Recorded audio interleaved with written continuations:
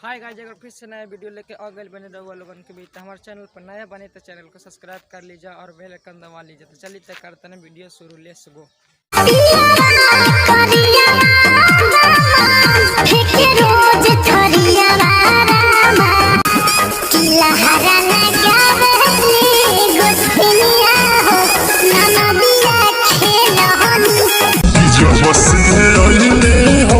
ससुरवा दुखवा कतना झेलो